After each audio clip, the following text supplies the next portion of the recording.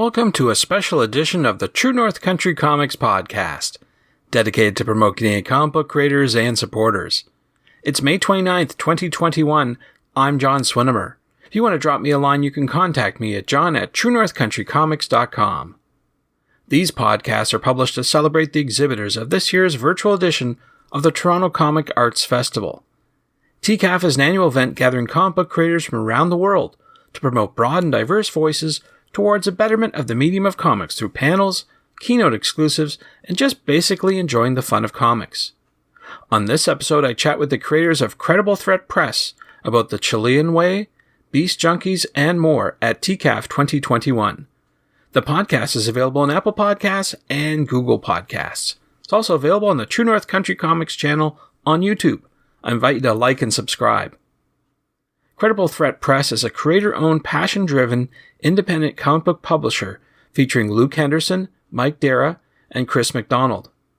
Focusing on gritty, dark, and poignant works of fiction, this indie press has slowly been growing its catalog with some of the most promising young comic book artists and writers around today. What sets Credible Threat apart is its unwavering dedication to the creative teams it works with and the desire to help publish works that aim to inspire, critique, as well as entertain, whether they be dystopian political thrillers or fantastical space operas. Their current projects include The Chilean Way, Beast Junkie, and Our War Blood Songs. And so, without further ado, here's my chat with Luke Henderson, Mike Dara, and Chris McDonald, the creators of Credible Threat Press, at TCAF 2021.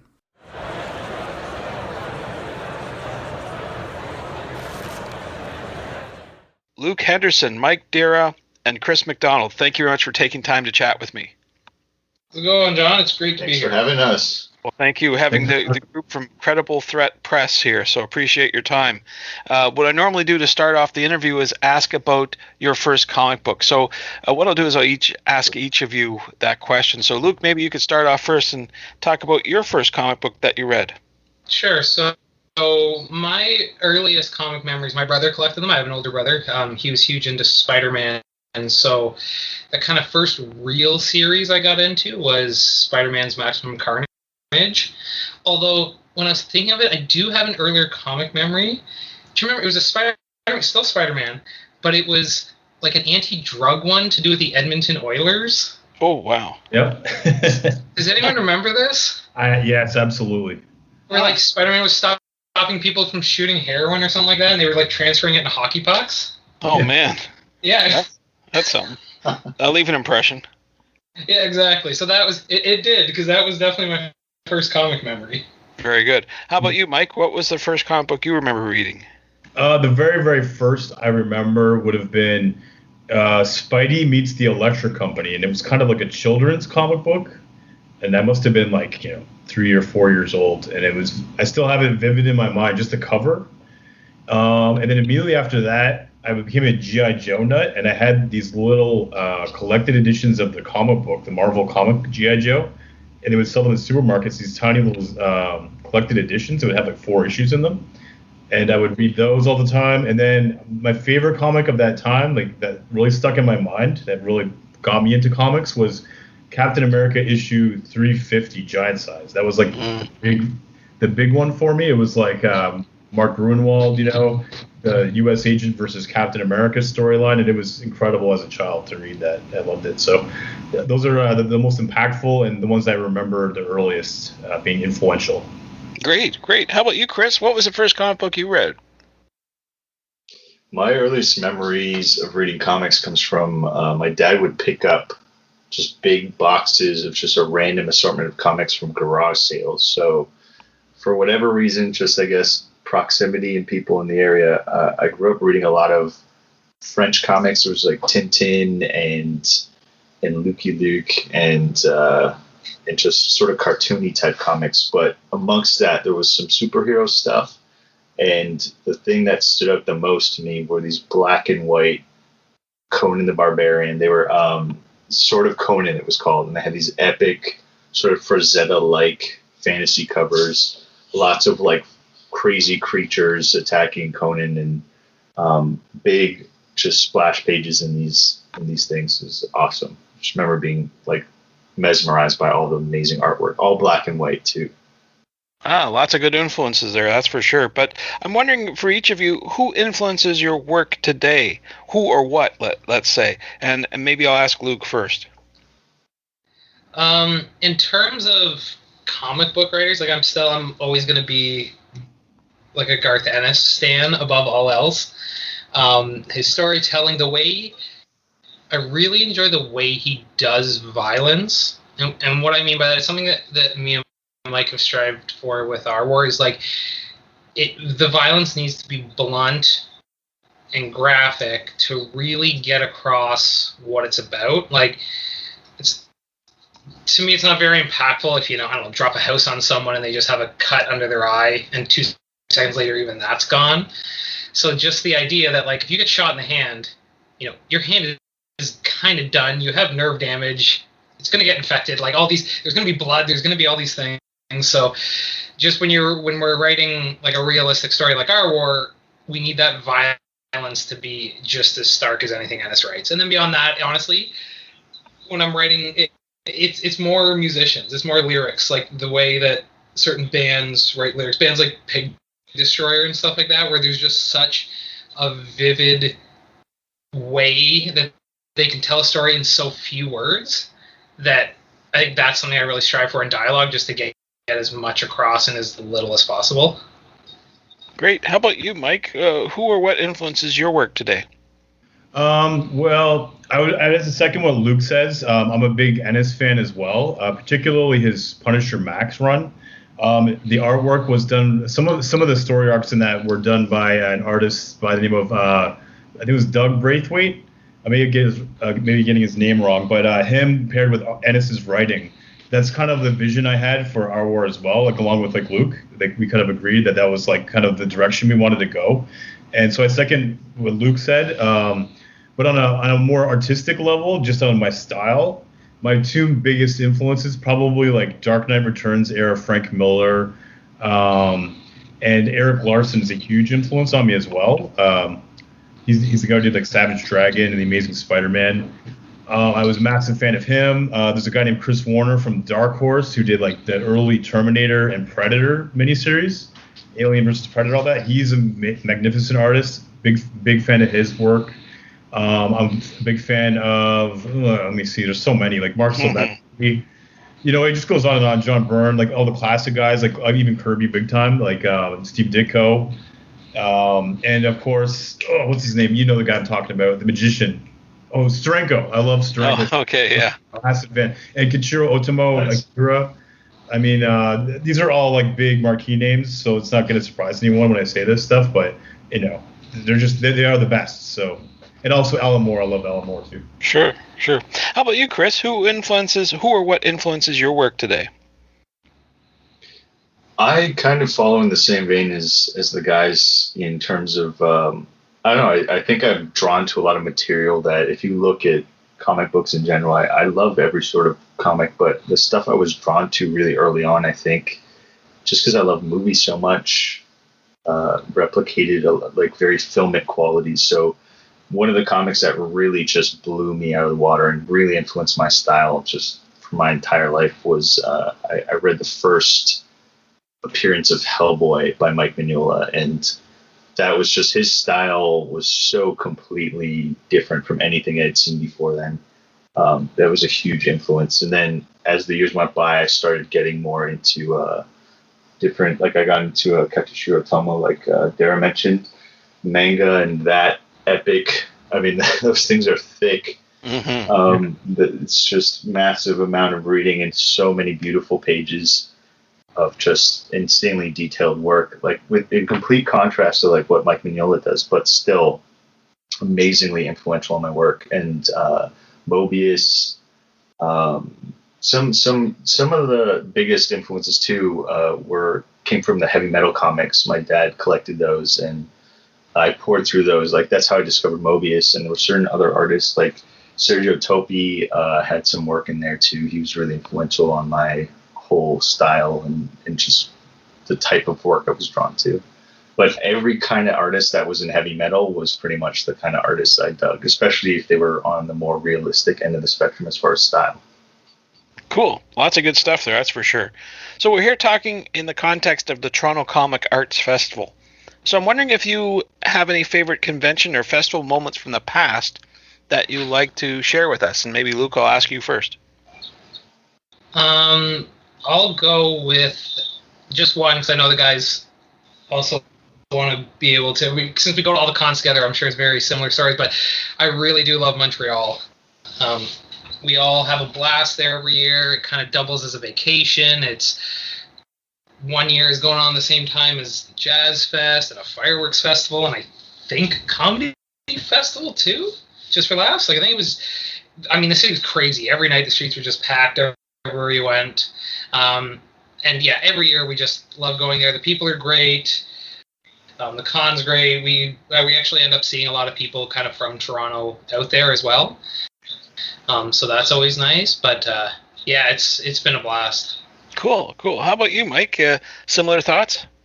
Yeah, I would second Montreal for sure. Always a great time there. We party. They serve beer at the convention, so you can get like day drunk while talking to people, and it makes for great conversation. It's good social lubricant. It's a lot of fun. On top of that, probably the very first Toronto Comic Con that me and Luke booked.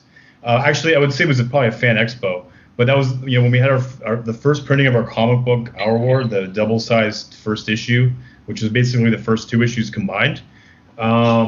We had a really good reception. We sold a ton of the books, and that just really inspired us to continue with this whole enterprise, I guess you could call it. It's not really an enterprise; it's more, it's a hobby. But well, we'll see. We'll see how it goes. But because we have some upcoming properties that are going to be pretty kick-ass, I think. But anyways, the very first one, yeah, like it was a hit for us, so we just kept with it. That was the best memory, probably. Great. How about you, Chris? What was your favorite convention or festival moment? Yeah, I think what Dara's the first one was also where we happened to have met, so that was great. Like Dara and I knew each other from school. We weren't really hanging out as much, but we started getting a lot closer. We just happened to book tables that were next to each other, and I got to know Luke a lot better, and like that, without sounding too sappy, that's kind of how we all got together, and like we've been tabling together ever since. So that's always just been the highlight of going to the cons. And then on top of that, on like the actual con, walking the floors and meeting influential artists, I got to meet Mike Mignola, which was awesome. He drew a little Hellboy sketch for me. I met Drew Struzan, the master of film poster art, and there was again Montreal too. Just like the guys, there was a great moment that wasn't con related necessarily, but we went to a like 2 a.m. club event, and without knowing, we were just out partying, and we decided to go out because my brother was there to a club. He convinced us. Dara and I are not club guys, but my brother was like, "Come on, let's just go dance. We're drunk." We walk in, and it turns out the DJ is Hodor from Game of Thrones, and it was amazing. He dropped a beat that was basically an electronic techno version of Game of Thrones, and the crowd was chanting Hodor, Hodor. It was hilarious and awesome. And yeah, just the plethora of amazing people that I've met at these cons in general it's been a highlight throughout the years. Great, good stuff. Yeah, I still have to get out to the Montreal Festival, but that's one of my ambitions. Absolutely, when we get out of this, for sure. So let's talk about the books that you exhibited at TCAF. Can you tell me a little bit about them and maybe the origins of these books too? And Luke, maybe can you get it started? Yeah, sure. I'll talk about our most recent release. So kind of near the start of the pandemic, I started following a few artists in Chile who were doing kind of web comics about the social unrest that was going on there. You know what? It even goes back further than before the pandemic. I guess it's been a while, but there's kind of the political oppression and economic turmoil, all sorts of things, and artists were just kind of using their medium to really speak up and speak out. And it was fantastic. And so I kind of just reached out to them, told them that I loved it, and asked if they were doing it in a print form or in anything aside from this Instagram account that I was following. And they said no, they just didn't have any plans. So we kind of proposed the deal where, we'd take our costs, they'd get all the profits, we'd take what they had on the web and print it into an actual kind of 26-page comic book. And they were over the moon with the idea. Everyone liked seeing their stuff in print. It was going to help reach a wider audience, which was their ultimate goal anyway. And it was something that we really supported and wanted to be a part of. So the Chilean Way #1 is that comic book. So that we're just officially releasing it we did officially release it at TCAF, and it got a good reception. Everyone seems to be digging it. So right now we're just doing a limited print run, but who knows what the future holds with that project. Ah, very good. Very good. Mike, did you have anything else that you exhibited at the show?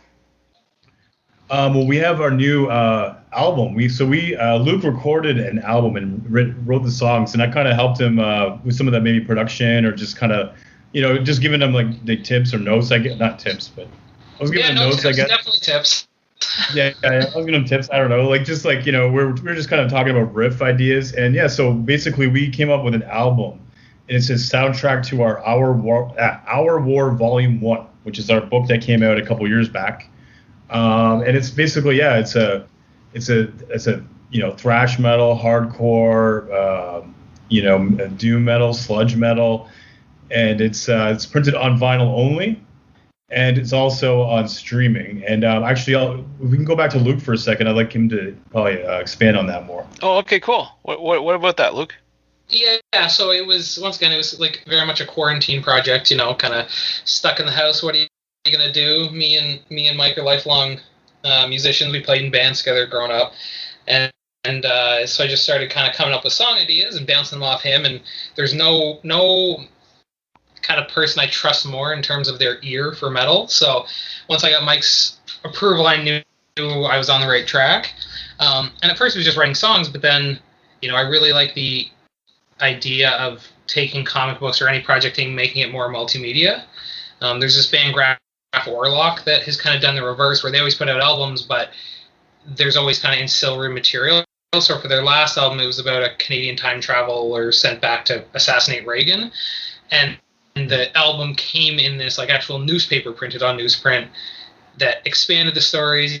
Had news articles about the characters and the advertisements. Everything was kind of this larger part of world building.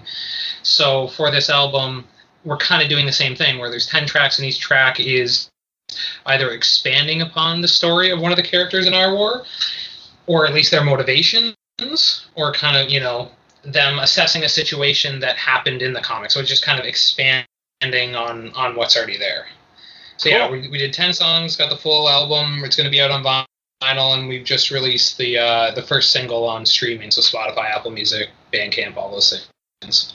Yeah, just go to like Apple Music and type Credible Threat Press, like search it, and you'll come up with it there. Yep. Yeah, it's a banger. It's a badass song, and it's just so good. And it's also amazing to have vinyl, especially it's kind of like making the graphic novels. It's like it's tactile. It's a real product. It's like something you hold in your hands. Still believe in that, the old school way. So we're, I'm a bit of an old head, I guess you could call it. Nice. That's very cool. So typically at trade shows, conventions, and festivals, you get people that'll come up to you because you're sitting behind a table, and they'll ask for advice. So I'm wondering if each of you could sort of lend some sort of advice for someone who wants to make their first comic book. So Luke, I'll ask you to provide your advice first. Definitely just do it. Like, and what I mean by, like, I know that sounds really simple, but I mean, like, actually make something.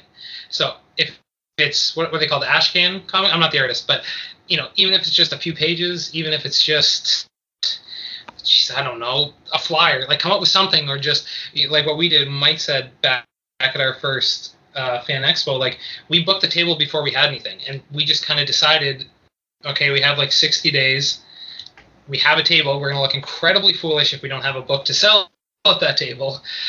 So let's just do it, and we just made it happen. And that's once you kind of crack that, once you have called proof of concept, people start becoming a lot more interested. You start getting a lot more confidence, and you realize that this isn't black box magic. Like it's something that anyone can do, but the barrier for people is they just don't seem to actually get started. There's lots of talk, but pen to paper, printing, all that stuff, that's where it really seems the rubber really seems to hit the road. Cool. How about you, Mike? What advice would you give to someone? I completely agree with Luke. You just have to go out and do something. Like, you have to commit and just get it done. It doesn't have to be perfect. Perfect is the enemy of the good, as they say. And James Cameron, who's like the best, right? He says he's not a perfectionist; he's a rightist. He just gets it to the point where it's right, it's correct. It doesn't have to be perfect, but it has to make sense and it has to flow well. But the artwork doesn't have to be perfect. The story doesn't have to be like you don't have to pick over every word with a fine-tooth comb. I mean, spell check wise, yes, but you know what I mean. Just get it out the door. Get something out there. It creates momentum. When people respond to your artwork, it makes you want to push yourself harder the next time and make it even better. And then that's where you start to get into really good headspace, where you'll be making consistently good artwork, and you'll build a following, and things will happen. Sure. Hey, Chris, what one piece of advice would you give to someone starting their own comic book? I would echo what Dara was saying in terms of the perfectionist aspect, because the two projects I have under Credible Threat, War Bats, and then the upcoming horror anthology series, Beast Junkie, I'm so hard on myself when it comes to like really just nailing page flow and how the cleanup looks and bubble placement, every aspect of it. That was something with that first issue of War Bats I did, was just such a huge thing to overcome, that once I got past that and now moving on to the anthology series, I'm much looser. It's much more about just getting the pages in rough first, like working really rough and just the tiniest thumbnails, just planning all that stuff as quickly and efficiently as possible is huge.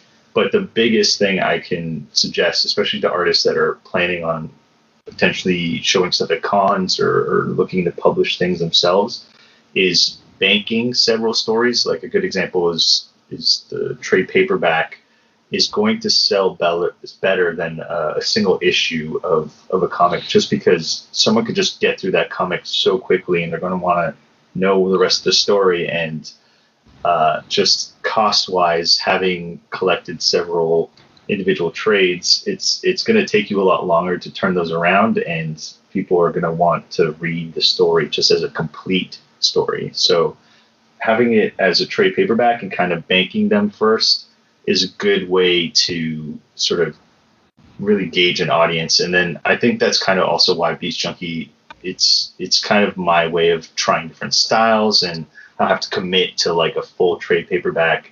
I can just do a whole bunch of short stories. So I'm really psyched to do that and just dive into that. And that's what I would recommend people do too, is just like the guys are saying, just create this stuff and do as much of it as possible. Very good. Good stuff there. So traditionally at festivals and conventions, it's about meeting people and chatting, but it's also about buying books. So I'm wondering where people can buy your books. Luke, can you direct people to the specific location? Yeah, for sure. So the hub for all things Credible Threat is credibleThreatpress.com. And there you can kind of see what we have out, what we have upcoming. There is a link to our store. I mean, the direct link for that is just credibleThreatpress.bigcartel.com. But that's all accessible straight from credibleThreatpress.com, and that's what we always try and keep going. And then we've got an at Credible Threat Press Instagram account, which is probably the best form of social media to use. And in the links in the profile for that is everything I just talked about, our website, our store, all of that. Super. So I know you were talking about some books and certainly the stuff that you've been showing at TCAF, but I'm wondering what's next for you. I wonder if each of you could talk to what your next project will be. And Luke, I'll ask you to start first. The main thing that is kind of at the forefront of the mind is the album. So it's called Blood Songs, Our War Volume 1. So that, like I said, we released the first single. There's probably going to be three or four more singles released prior to the entire album. And as soon as we get an ETA on the vinyl from the pressing plant, we'll have kind of hopefully pre-orders for that up. So that's top of mind. I'll let the other guys talk about the other kind of more artistic projects we're working on. Sure. Mike, how about you? What's next for you? All right, so to continue the Our War story, Our War Volume 2 is currently in development. I'm doing the artwork as I speak, but it's on my free time, which is very kind of, in short supply these days. But it's coming along. It's going to happen soon, hopefully for Fan Expo, if it happens this year. If not, maybe next year, the first con, Toronto Comic Con in next spring. So yeah, that's in the next trade paperback. And me and Chris, we've always wanted to do like a horror themed comic book. So that was another thing we announced at TCAF we forgot to mention. And I'm going to hand that over to Chris. Yeah, Chris, what's next for you? That's the Beast Junkies anthology series I mentioned. I'm really excited. Dara's efficiency of his professional film work and storyboarding makes him really proficient at just composition and turning out pages and stuff. And I'm a bit more efficient on the back end in terms of polishing and color and that. And so this is going to be our first true team up on several different really fun and interesting stories. A lot of variety is going to be packed into this thing. And we're aiming for a September release for the first trade paperback. It's going to have a story written by Luke, a story by Dara, and a story by myself. And the fourth one may just be another one from one of us. But we're really excited about that. And you can check that stuff out at Beast Junkie on Instagram. And as far as following me and my artwork, I have a lot of varied animational so that was my cat in the background, sorry, animation work and comic book work up on my Instagram, which is at CMAC_art, CMAC art. Very good. I'd like to take a moment. I just want to plug my Instagram as well. It's at DERRAH. That's on Instagram, at Dara. And I post storyboards from films I've worked on and TV shows, as well as I post comic book art whenever I can.